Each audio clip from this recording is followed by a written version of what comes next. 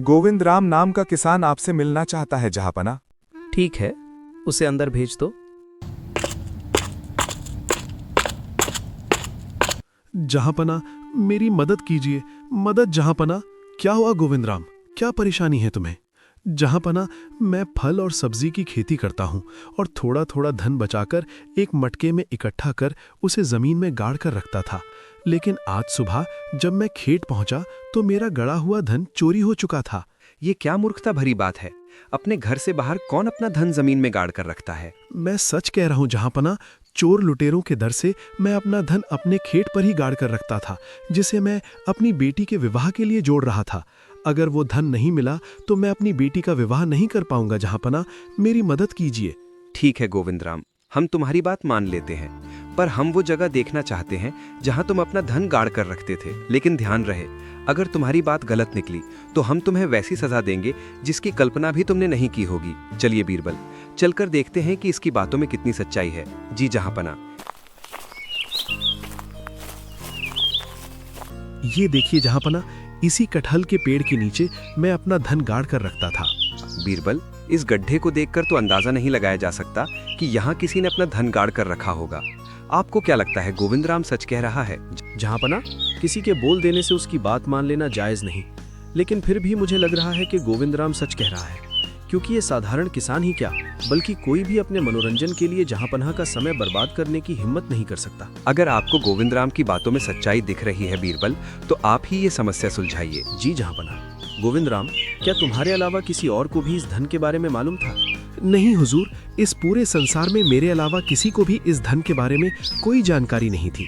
हो सकता है किसी ने तुम्हें धन गाड़ते हुए देख लिया हो और मौका देखते ही वो धन को ले गया हो। इस बात का तो प्रश्न ही नहीं उठता, क्योंकि मैंने करीब 1 महीने पहले इस मटके में 5 चांदी के सिक्के जोड़ दिए थे। यदि उस वक्त किसी ने भी मुझे देखा होता तो वो मेरे यहाँ से जाते ही धन निकाल लेता, 1 महीने का इंतजार नहीं करता। हुजूर, ये मामला थोड़ा पेचीदा है। यहाँ ऐसा कोई सबूत भी नहीं कि चोर तक पहुँचा जा सके। मुझे इस मामले को सुलझाने के लिए थोड़ा समय चाहिए। हम आपको 2 दिन का वक्त देते हैं। अगर इन 2 दिनों में आप इस मामले को सुलझा लेते हैं तो ठीक है, वरना गोविंद राम जितना कहेगा उसका दुगना धन आपको देना होगा, क्योंकि आप ही को लगता है कि ये सच बोल रहा है। आप चिंता मत कीजिए स्वामी, सब ठीक हो जाएगा। अगर धन नहीं मिला तो हम सुनीता का विवाह कैसे कर पाएंगे? पिताजी, अब ये मामला बीरबल जी के हाथ में है। वो तो अंधेरे में से उजाला ढूंढ कर लाने की ताकत रखते हैं। बेशक इस चोरी का कोई सबूत नहीं, पर मुझे पूरा विश्वास है कि बीरबल जी चोर को अवश्य पकड़ लेंगे। स्वामी, ये लीजिए, खाना खा लीजिए। अरे, तुम कब आई उर्वशी? जब आप अपनी ही दुनिया में खोए हुए थे। क्या जान सकती हूँ कि आप क्या सोच रहे थे? कुछ नहीं, आज जहांपना ने एक पेचीदा मामला सौंप दिया है, उसी मामले को सुलझाने की युक्ति सोच रहा था। ज्यादा सोचने से पेट खराब हो जाता है स्वामी। अगर ऐसा हुआ तो मुझे 10 कोस दूर जाकर कटहल की जड़ लाकर उसकी दवा बनाकर आपको खिलानी पड़ेगी। इसीलिए आपसे प्रार्थना है कि ज्यादा सोचकर मेरा काम न बढ़ाइए, क्योंकि घर में वैसे ही बहुत काम रहता है। अरे, 10 कोस दूर जाने की कोई जरूरत नहीं है। कटहल की जड़ तो तुम्हें यहीं पास में गोविंद राम जी के खेत से मिल जाएगी। आइए बीरबल, हम आपका ही इंतजार कर रहे थे। कहिए बीरबल, गोविंद राम के धन का चोर मिला कि नहीं? मैं पूरी कोशिश कर रहा था कि आपके दिए 2 दिन के समय से पहले ही उस चोर को पकड़ लूं, किंतु ये पेट बीच में आ रहा है। क्यों बीरबल, क्या हुआ तुम्हारे पेट को? बिना किसी सबूत के चोर तक पहुंचने की सोच सोचकर मेरा पेट खराब हो गया है जहांपना। शाही वैद्य की दवा से भी आराम नहीं मिला। अब जब तक ये पेट का दर्द ठीक नहीं हो जाता, मैं गोविंद राम जी का कर तो क्या, एक चींटी पकड़ने के बारे में भी नहीं सोच सकता। आप चिंता ना करें बीरबल, हम राज्य भर के अच्छे से अच्छे वैद्यों से आपका इलाज करवाएंगे। सिपाहियों, जाओ और राज्य के सभी अच्छे वैद्यों को दरबार में लेकर आओ। सिपाही, गोविंद राम जी को भी साथ लेके आइएगा। जी बीरबल। जहांपना, हुक्म के मुताबिक हम गोविंद राम जी और राज्य के सबसे अच्छे वैद्यों को ले आए हैं। गोविंद राम जी, आपके मामले पर थोड़ी देर में गौर किया जाएगा। आप इंतजार कीजिए और आप सभी जल्द से जल्द बीरबल जी का इलाज शुरू करें। जहांपना, अगर आपकी इजाजत हो तो मैं इलाज से पहले इन वैद्यों से एक प्रश्न पूछना चाहता हूँ। जरूर बीरबल जी, पूछिए जो पूछना है। शुक्रिया। क्या मैं आप लोगों का नाम और आप किन चीजों से औषधि बनाते हैं जान सकता हूँ?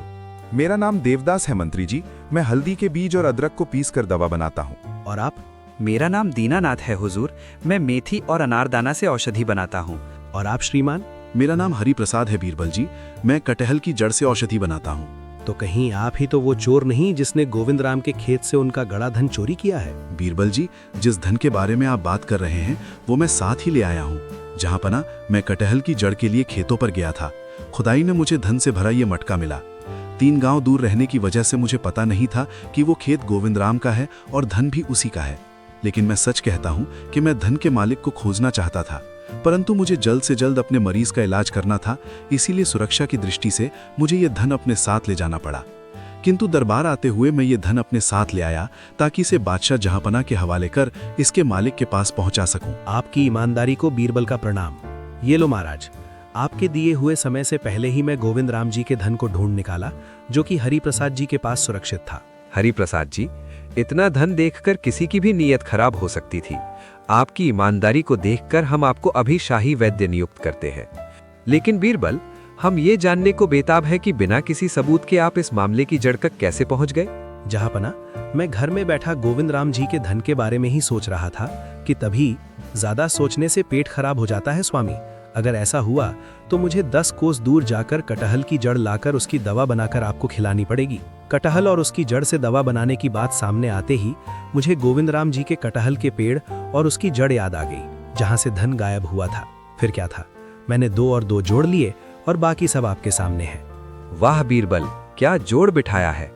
हम सोच रहे थे कि आपने वैद्यों के साथ साथ गोविंद राम को क्यों बुलावा भेजा है, जिसका जवाब हमें मिल चुका है। और हम ये भी समझ गए कि आपका पेट दर्द झूठा था।